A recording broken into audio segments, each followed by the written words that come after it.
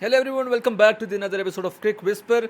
दो टॉपिक्स आज की वीडियो में डिस्कस करेंगे। पाकिस्तान की इंग्लैंड के खिलाफ हार और वर्ल्ड कप में पाकिस्तान का जो स्क्वाड अनाउंस किया है पाकिस्तान क्रिकेट बोर्ड ने, जो कि बिल्कुल आखिरी दिन पे अनाउंस किया है कि जैसे इन्होंने अ, इस तरह से इन्होंने डिले किया जैसे बहुत बड़े बड़े मेजर चेंजेस होंगे इन लोगों के स्क्वाड में। लेकिन आधे से ज़्यादा पाकिस्तान को पता था कि यही स्क्वाड होने वाला है और इसमें कोई ऐसा बड़ा जो है वो चेंज नहीं आना। और मैंने तो ये मैच से पहले, स्क्वाड अनाउंस करने से महीना पहले प्रिडिक्ट कर लिया था कि ये स्क्वाड होने वाला है। लेकिन हमारे पाकिस्तान क्रिकेट बोर्ड की इनकॉम्पिटेंसी मेरे नज़दीक इतनी ज़्यादा है कि वो हर चीज़ को बिल्कुल आखिरी डेडलाइन तक लेके जाना पसंद करते हैं।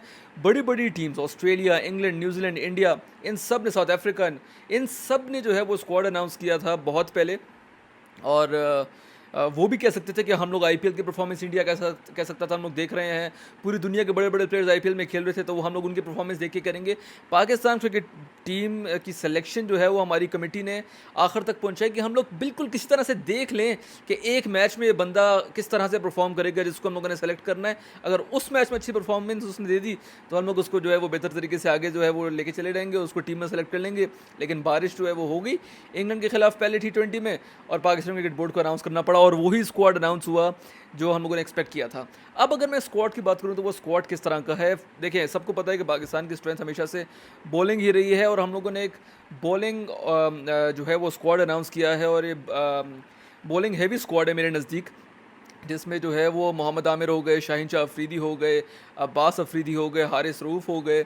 ये हम लोगों ने जो है वो चार अपनी जो है वो जो मेजर गन्स हैं, और साथ नसीम शाह को अगर हम लोग इसमें ऐड करें तो ये पांच हम लोगों के ऐसे हम लोगों ने हैवी वेट बॉलर्स लेके जा रहे हैं जिससे पाकिस्तान क्रिकेट टीम जो है वो किसी भी जो ओपोनेंट है उसको हम लोग पकड़ सकते हैं। सवाल ये उठता है कि पाकिस्तान की बैटिंग किस तरह से आगे चलेगी, और हम लोग जिस स्ट्राइक रेट से पूरी दुनिया खेल रही है उस स्ट्राइक रेट से पाकिस्तान क्रिकेट टीम जो है वो ओपन कर सकेगी कि नहीं। अब ये बात तो हम लोगों को नज़र आ रही है कि ओपन जो है वो साइम अयूब और मोहम्मद रिजवानी करेंगे और वन डाउन बाबर आजम आएंगे। लेकिन सवाल ये उठता है कि वो ओपनिंग जो है वो साइम अयूब जो है वो किस तरह से करेंगे, क्योंकि वो अगर उन्होंने रेकलेस शॉट्स खेल के जो है वो जो इम्पैक्ट क्रिएट नहीं करना, तो फिर तो बाबर आजम और मोहम्मद रिजवान से आप लोग ओपनिंग करवा लें। कम अज़ कम वो एक सस्टेनेबिलिटी और स्टेबिलिटी तो देते थे। भले ही उन लोगों का जो पावर प्ले में जो स्ट्राइक रेट है वो कम होते थे, लेकिन एक स्टेबिलिटी जो है वो आती थी। अगर तो इस चीज़ को गारंटी किया जा सकता है कि वो रेकलेस नहीं खेलेंगे साइम अयूब, तो फिर तो ठीक है।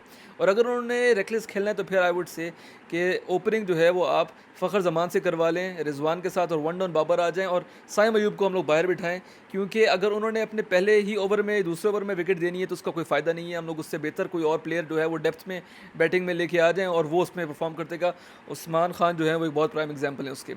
बाकी आज़म खान को टीम में शामिल किया, मेरे नज़दीक एक अच्छा ऑप्शन है। लोग कह रहे हैं कि आज़म खान को क्या डालने की ज़रूरत थी।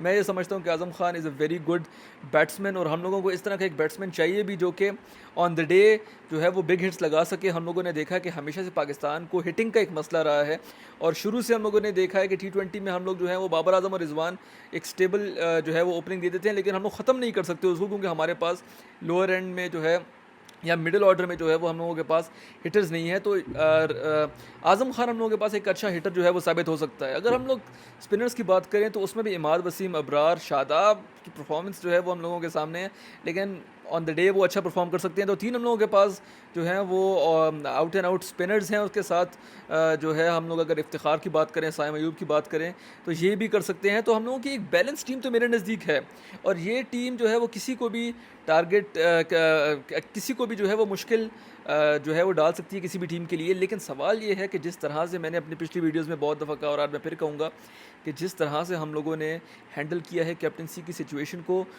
वहाँ प्रॉब्लम पाकिस्तान क्रिकेट टीम के लिए हो सकता है आए, क्योंकि जेल टीम जो है वो नज़र नहीं आ रही। हम लोगों ने रिटायरमेंट से वापस लेके आए आमिर को और इमाद को, तो आमिर की परफॉर्मेंस तो वैसी ही है, वो आयरलैंड सीरीज़ में भी परफॉर्म नहीं कर सके।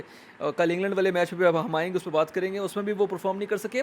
तो जेल किस तरह से ये टीम होती है, बाबर आजम की अपनी परफॉर्मेंस किस तरह की है, ये बहुत ज़्यादा मैटर करेगा। अगर इन सब चीज़ों को हम लोग एड्रेस कर सकते हैं तो पाकिस्तान क्रिकेट टीम जो है वो मेरे नज़दीक एक बहुत अच्छी T20 साइड है, और वो किसी भी बड़ी टीम को टफ टाइम दे सकती है। लेकिन सवाल ये है कि जेल किस तरह से होंगे।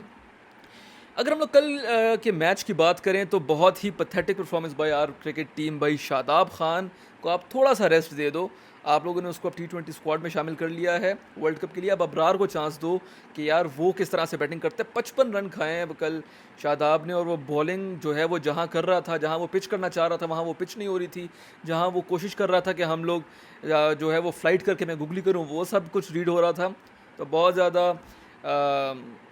His performance was all over the place मेरे नज़दीक। मोहम्मद आमिर, बातें बहुत बड़ी बड़ी थी, दर्शन बहुत ही छोटे। ठीक है, सही है ना। इतनी बुरी किस्म की उस बंदे ने आयरलैंड सीरीज़ से लेके अभी तक परफॉर्मेंस दे रहा है।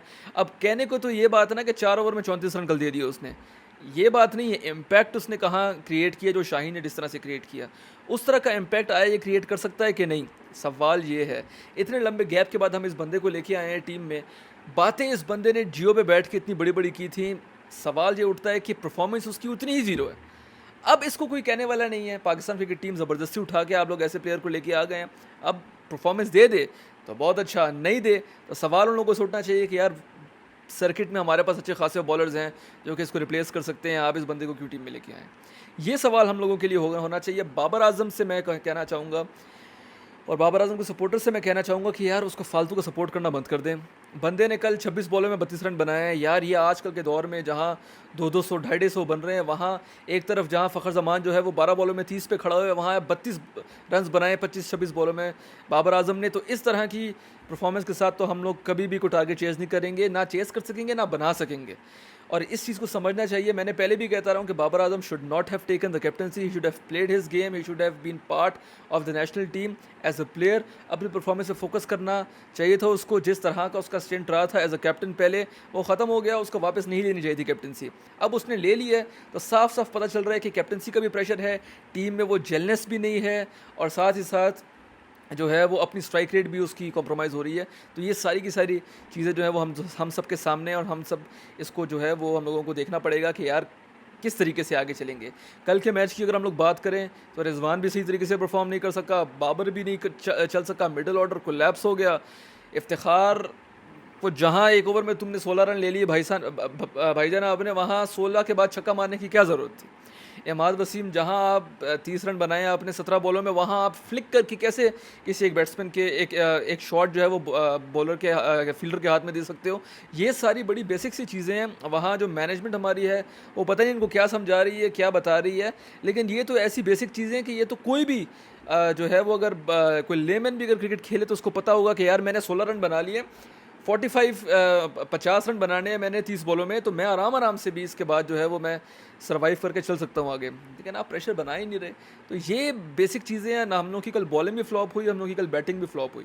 तो ये चीज़ें हम लोगों को देखनी पड़ेंगी अगर हम लोगों को आगे इस टीम को अच्छे तरीके से लेके जाना है, और अगर हम लोगों ने वर्ल्ड कप में भी इसी तरह की परफॉर्मेंस देनी है जिस तरह पिछले 50 और वर्ल्ड कप में रही है या एशिया कप में रही है, तो फिर यही वाली बात है कि अगर तो ये हम लोग इस वर्ल्ड कप में फेल हो जाते हैं खुदा ना खास्ता, फिर इसका डायसेक्शन पूरी तरीके से इस टीम की होनी चाहिए।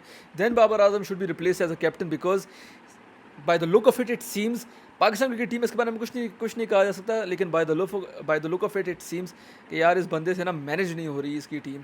और ये जो 1 महीने बाद वर्ल्ड कप है और इसको ये नहीं पता कि मेरा ऑर्डर क्या होगा जिसमें मैंने अपनी बैटिंग को खिलाना है, और मेरी जो है वो कोर 11 क्या होगी, ये बाबर आजम को नहीं पता। और इसका बाबर आजम को पता होना चाहिए कि परफेक्ट टीम क्या है। आगे एक T20 हो गया, 2 जो है एक हो गया, एक ज़ाया हो गया, पीछे रह गया आई गेस 2। अब इन 2 में इसने अगर डिसाइड करना है अपने लिए, और बाबर आजम ने बताना, बाबर आजम को फाइनलाइज़ करना पड़ेगा कि वो उसने किस तरह की टीम खिलानी है और उसके परफॉर्मेंस क्या है। लग मुश्किल रहा है पाकिस्तान के लिए क्योंकि टीम बहुत अच्छी है, लेकिन इतने अरसे में इतना कुछ बुरा हो चुका है इस टीम के साथ कि पॉजिटिव एंगल जो है वो देना थोड़ा सा मुश्किल हो रहा है इस टीम का। लेकिन फिर वही वाली बात कि पाकिस्तान की टीम है, अपने दिन पे कुछ भी कर सकती है और अनप्रेडिक्टेबल टीम है। तो देखते हैं वर्ल्ड कप में पाकिस्तान क्रिकेट टीम की कैसे परफॉर्मेंस होती है। बाकी मुलाकात होती है अगली वीडियो में पाकिस्तान क्रिकेट टीम के मैच के बाद, और उसके प्रीव्यू में इंशाल्लाह बात करेंगे कि पाकिस्तान क्रिकेट टीम ने क्या बेहतर किया, क्या बेहतर नहीं किया। तब तक के लिए चैनल को ज़रूर सब्सक्राइब करें। बहुत शुक्रिया।